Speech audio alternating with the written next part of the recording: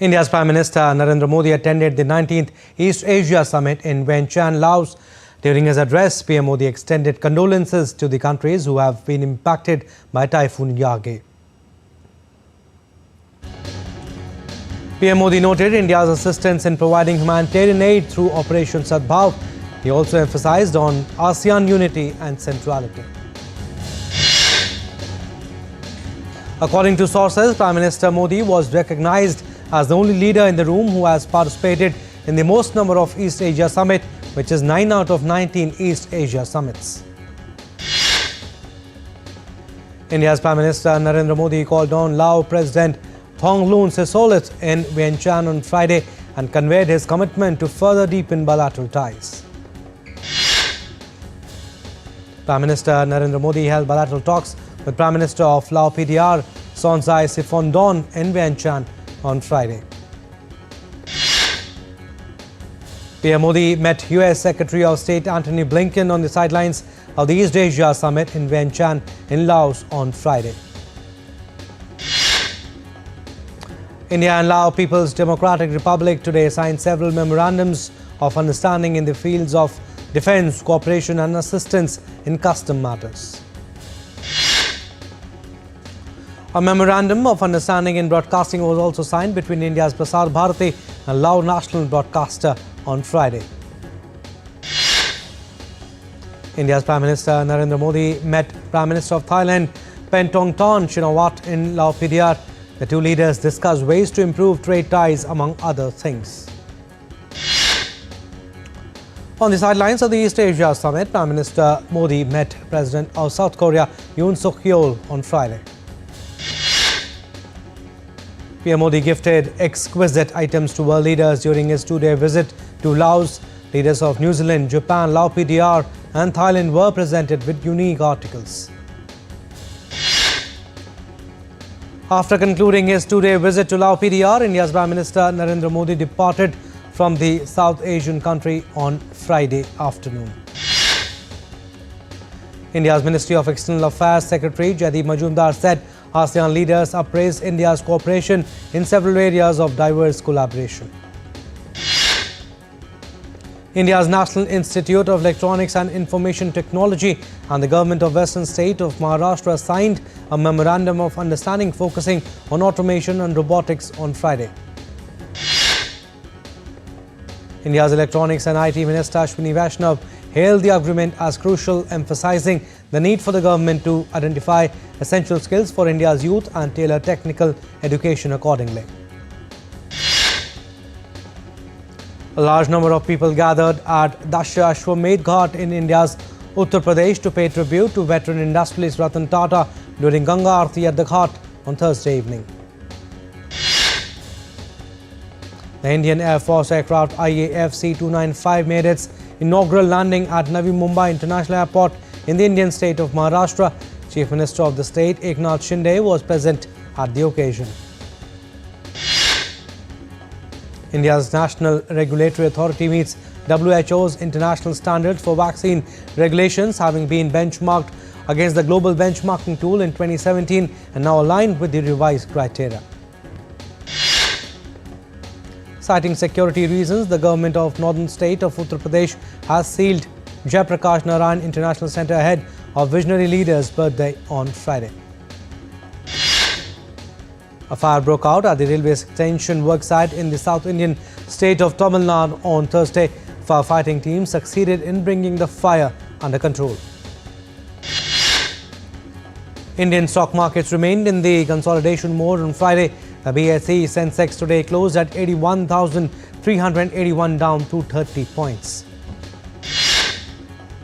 NSE Nifty 50 ended at 24,964, down 34 points. BSE mid-cap and small-cap indices outshone the benchmarks with gains of 0.44% each. The Indian rupee declined 9 paise to 84.07 against the US dollar on Friday. Gold futures maturing on 5th of December stood at rupees 75,783 per 10 grams on the multi-commodity exchange of India. Silver futures maturing on 5th of December was retailing at 90,653 per kilogram on the MCX. Oil retreated on Friday after settling higher the previous day. Brent crude oil futures fell 94 cents to $78.46 a barrel, while US West Texas Intermediate crude futures slipped 86 cents to $74.99 per barrel. Asian shares were headed for their first weekly loss in 5 on Friday as a stunning rally in Chinese shares took a breather. China's blue chips fell 1.8% on Friday and were down 2.3% for the week. Core US consumer inflation came in at 0.3% in September, pointing to stalling progress in the Federal Reserve's fight against inflation. Boeing has filed an unfair labour practice charge with the National Labour Relations Board against the union representing its striking US West Coast factory workers, accusing the leaders of not bargaining in good faith. Fresh Israeli airstrikes hit central Beirut as the conflict further escalated in the region. The strikes hit 2 Beirut locations in the heart of the Lebanese capital. The UN peacekeepers said Israelis fired on their headquarters in South Lebanon Thursday, injured 2 blue helmets. UN Secretary General Antonio Guterres condemned the recent Israeli forces' attack on a peacekeeper base in Lebanon, describing it as a violation of international humanitarian law. India's Ministry of External Affairs has expressed concern over the escalation of the conflict in West Asia and deteriorating security situation along the Blue Line. EU Chief Charles Michel condemned the attacks on UN peace operations, calling it non-acceptable. Terming it as a war crime, Italian Defense Minister Guido Crosetto said that the strike was not a mistake and not an accident. The filing of nominations for the general elections in Sri Lanka has concluded across the island on Friday. 147 political parties and 94 independent groups have placed their nominations. Former US President Barack Obama rallied voters in Pennsylvania to support Vice President Kamala Harris ahead of November 5 election. Speaking at the University of Pittsburgh, Obama urged young voters to oppose Donald Trump, who is running for re-election. He also expressed concern on the loss of lives due to Hurricane Milton. US Secretary of State Antony Blinken reaffirmed Washington's commitment to support ASEAN centrality during the ASEAN-US summit on Friday. Russian President Vladimir Putin met Iran's President Masoud Pezeshkian in Turkmenistan on Friday. The two leaders attended a cultural forum together. Ukrainian President Volodymyr Zelensky on Thursday held talks with French President Emmanuel Macron in Paris as part of a European tour aimed at securing more Western support. Speaking to reporters after talks with President Macron, Zelensky denied media reports that he was discussing the terms of a ceasefire with Russia. Macron said that Zelensky had outlined Ukraine's plan for the next weeks and the pair had discussed strategy for the next weeks and months. Ukrainian President Volodymyr Zelensky held talks with Italy's Giorgia Meloni in Rome on Thursday. Rome would host the next recovery conference to help Ukraine's reconstruction. Giorgia Meloni said that Rome's support was about putting Ukraine in the best possible condition to build a negotiating table for peace, a peace that cannot be a surrender. Russian missile strike killed at least 4 in Ukraine's Odessa region on Friday. The missile struck a 2-story building and also injured 10 people. Taiwan's Ministry of National Defense said that 20 Chinese military aircraft and 10 naval vessels were detected operating around Taiwan from 6 a.m. on Thursday to 6 a.m. on Friday. The French government has presented its 2025 budget, which includes plans for 60 billion euros in spending cuts and tax increases for the wealthy and large corporations. The Nobel Peace Prize 2024 has been awarded to Nihon Hidankyo, a grassroots organization of atomic bomb survivors from Hiroshima and Nagasaki, also known as Hibakusha. We are slipping into a very short break. On the other side, more stories. Keep watching Express News.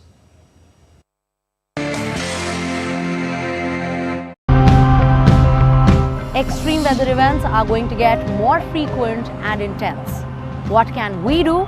Here are some ideas. In each of the grid, we installed rain gauges and we identified local people from the villages, and these people were given training how to measure rainfall, and every day these farmers used to give rainfall data into a WhatsApp group that we had created called Wayanad Weather Forecast. Sweden started very early to cut out fossil fuels from our energy mix, so that also shows that big, bold changes are possible. There are 5 to 6 families who have joined us on this journey towards self-sufficiency. We also exchange products and goods. If we use cork instead of these materials, which are not renewable, cork is, we are decreasing several orders of magnitude.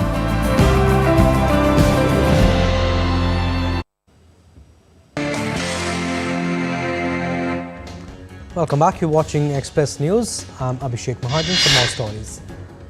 South Sudan faces worst flooding in decades. UN says nearly 900,000 people affected due to floods, over 241,000 others displaced.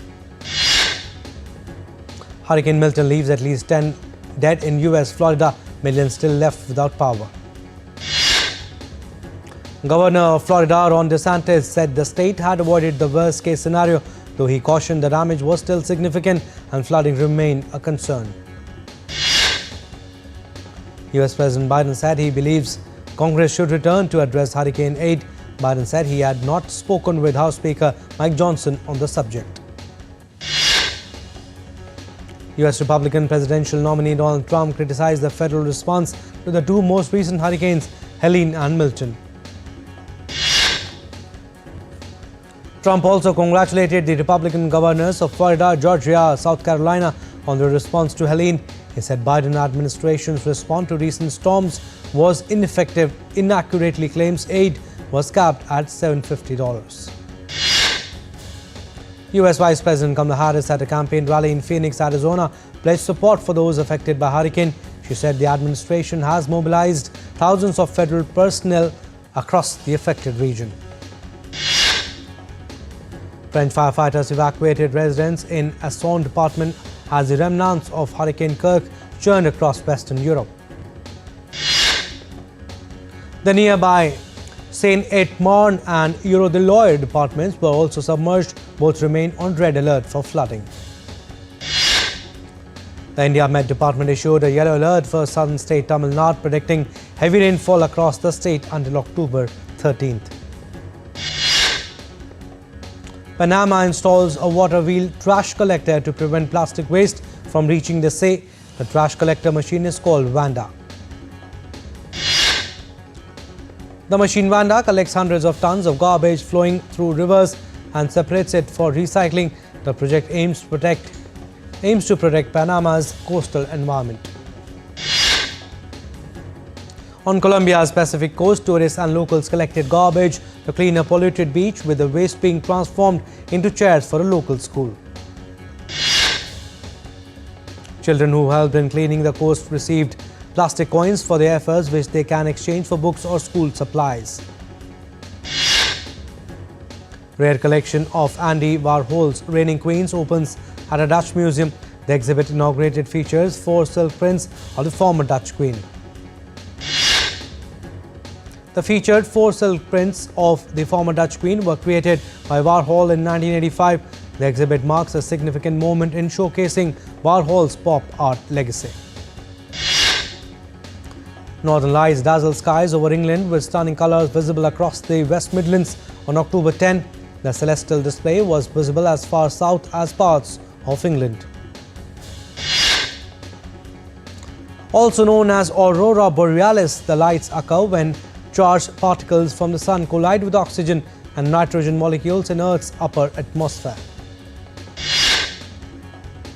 An observant giant panda was seen enjoying the perfect view of a playful panda brawl at China's Chengdu research base. A 2-year-old panda perched atop its climbing frame, peering over a high fence in the next enclosure. The other 5 panda cubs playfully tussled with one another. These 5 pandas, along with others in the base Starry Sky Giant Panda Pavilion, were all born in 2022 and are testament to the successful panda conservation efforts. Mu Deng, the beloved pygmy hippopotamus calf, celebrates her 3rd month with a health check revealing steady growth and development. The zoo's veterinary team conducted a comprehensive examination of the young hippo. Due to Mu Deng's immense popularity, the zoo has implemented a timed viewing system to ensure all visitors have a chance to see her. Visitors are allowed 5 minutes per session. On the 8th day of Navratri in India, devotees gathered in Temple of Delhi to attend the special Aarti dedicated to Goddess Durga. Navratri celebrations are in full swing in India's Ahmedabad. Devotees in large number gathered for traditional Garba performances. The city came alive with music and festive lights. From traditional Garba to modern fusion styles, the dance floors in Ahmedabad was packed with enthusiastic participants spinning in unison to the beats of dhol and folk songs. Artist turns a university in India's Hyderabad into canvas, makes it a hub for spreading social awareness through the impactful art. The artist created a series of thought-provoking murals and installations on campus, each addressing critical social issues like disability rights, environment awareness. Robot chefs will soon be cooking meals for customers in Beijing. It will be granted the first food service license of its kind by the authorities, marking a milestone for the catering industry in the Chinese capital. EncoSmart, a local robotics startup, received this approval from the Beijing Municipal Administration for market regulation on September 12th. The robots will be deployed at catering kitchens across the city. The chef robots are empowered by state-of-the-art visual perception technology to recognize ingredients and calculate optimal cooking times. It can also expand their culinary skills over time. Legendary actor Amitabh Bachchan celebrates his 82nd birthday, marking over 5 decades in Indian cinema. Known as the angry young man, he has delivered numerous hit films. Amitabh Bachchan has been an iconic figure in Indian cinema for over 5 decades. His charisma extends to television, where he continues to host the hit show Kaun Banega Crorepati. At Lakme Fashion Week 2024, Shefali Shah wooed audiences in a sari made from bin bags and X-ray sheets. Held in partnership with FDCI, the event showcased a mix of sustainable fashion and minimalist designs in New Delhi. A highlight of the day was a collection by David Abraham, Rakesh Thakur and Kevin Nigley. Their work stayed true to minimalist, eco-friendly principles.